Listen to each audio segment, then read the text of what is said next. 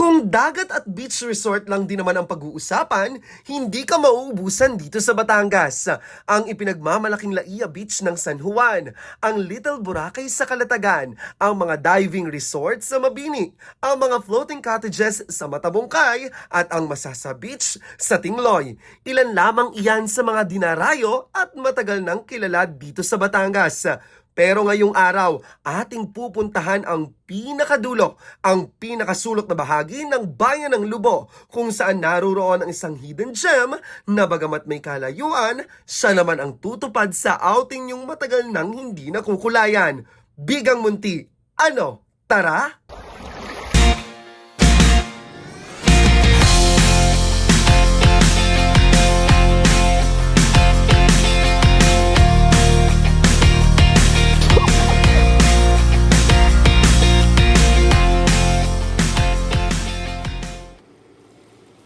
Mula sa Batangas City, halos 3 oras bago namin narating ang Bigang Munti.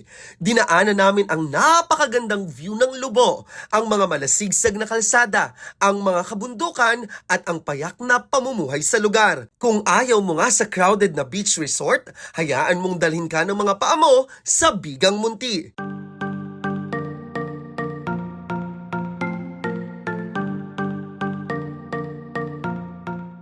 Pwede kang magstay for day tour. Maaari rin naman mag-overnight. Maraming available rooms sa presyong abot kaya. Ipinagmamalaki nila ang mga cabin at beach houses na dinisenyo para sa simpleng probinsya meets modern stay.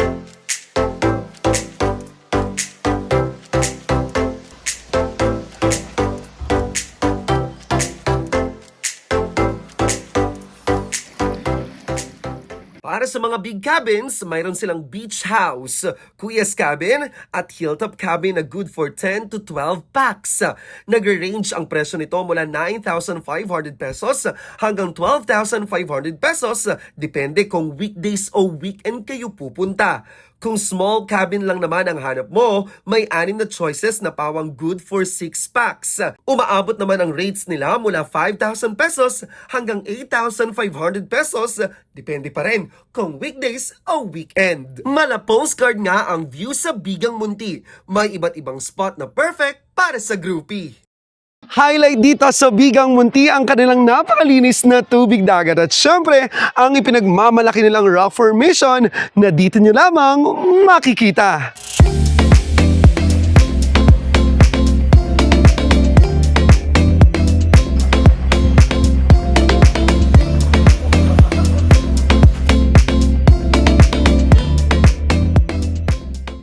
Pinagsamang relax at adventure nga ang ma-experience mo dito sa Bigang Munti. Paano ba naman? Ang tagal-tagal din namin bago nakarating dito. Pero pag nandito ka na mismo sa kanilang resort, ma-experience mo ang talagang payapa at relax na kapaligiran.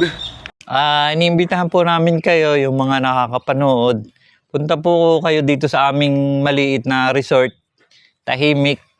Hindi po dito crowded. Yun po. Salamat po. Kaya ano pang hinihintay mo, kabrigada? Sama na ang mga nais sumama. Huwag hayaang hanggang bucket list na lang ang Bigang Munti. Kulayan na ang drawing para lahat may happy ending. In the heart of changing lives, ako si Brigada Clay Marquez para sa Delightful Philippines. Yeah.